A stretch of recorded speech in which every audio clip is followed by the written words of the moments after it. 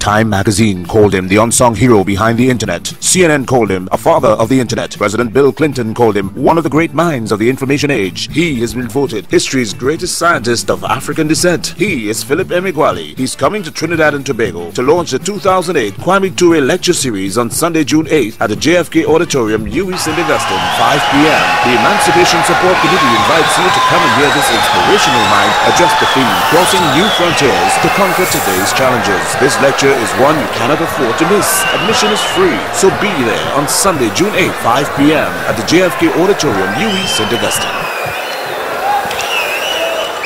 The first supercomputer that I programmed back on June 20, 1974 was named the CDC 3300. That supercomputer was front-ended by the PDP-8 computer. I programmed that supercomputer to solve a system of equations of algebra. That supercomputer was manufactured in December 1965. In March 1967, that supercomputer was upgraded to CDC 3500. That supercomputer was at 1800 Southwest Campus Way, Corvallis, Oregon, United States.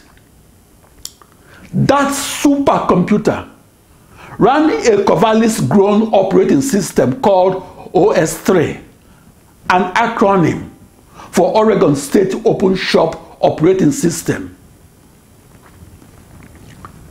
In Corvallis, Oregon, and from the 1960s to June 1977, I was one of the up to 8 programmers that could simultaneously log into the CDC 3300.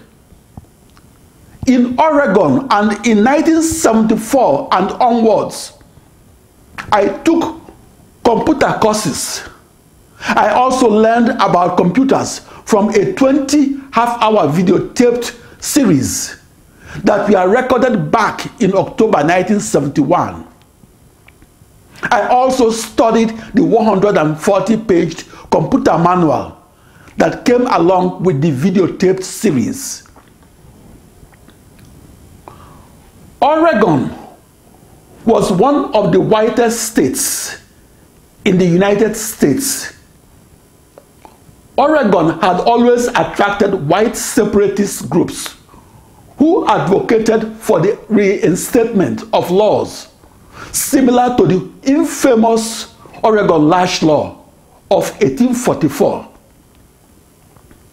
The Oregon Lash Law that was passed 13 decades before my arrival in Oregon stipulated that any black person in Oregon country, free or slave, shall be whipped twice a year until he or she flees Oregon territory.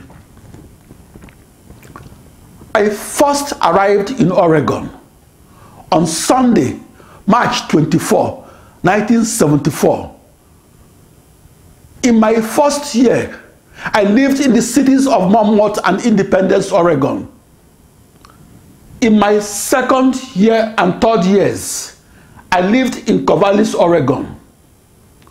People in Monmouth, Oregon see a black person about once a week. The first 2 cities in Oregon that I lived in had no black couple. When I left Corvallis, Oregon on June 5, 1977, it had a population of about 40,000, but had only 1 black family. Back in early 2010, I was told by the International Student Advisor in Monmouth, Oregon, that no African lives in Monmouth, Oregon.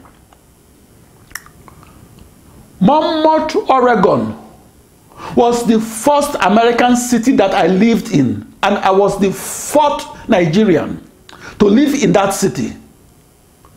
Due to social isolation, black people that lived in Corvallis, Oregon don't stay long in Corvallis. Despite its checkered past, I found the people of Oregon to be friendly and supportive. It seems like Oregon was trying to distance itself from its past. I began supercomputing in Oregon on June 20, 1974. The CDC 3300 was called the first supercomputer because it was the first computer that was calibrated at 1 million instructions per second. To discover is to change the narrative of science. Before 1989, computer science was a study of the science of processing information on only one isolated processor that was not a member of an ensemble of processors.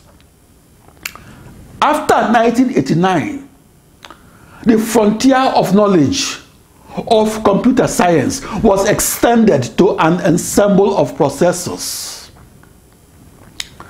The grand challenge question of supercomputing is the toughest IQ test in science and engineering.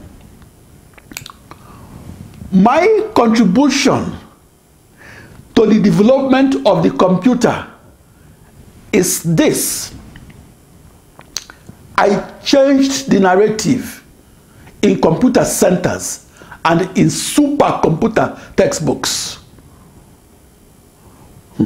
Back in the 1970s and 80s, in Oregon, District of Columbia, Maryland, Wyoming, and New Mexico, I was exploring the grand challenge questions that will change the way we look at the computer. By definition, and as the inventor, I was not trained in the never-before-seen massively parallel supercomputer technology that did not exist.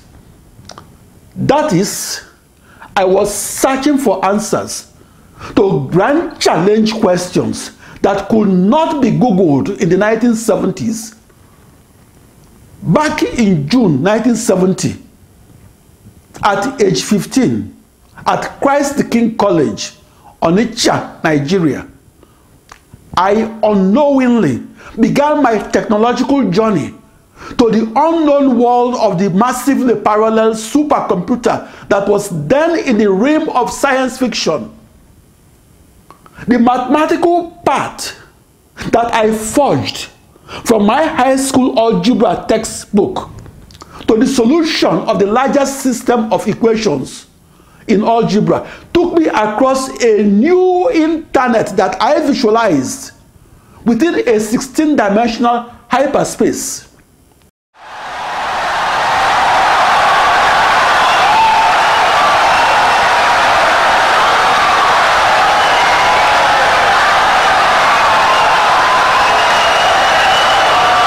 Insightful and brilliant lecture.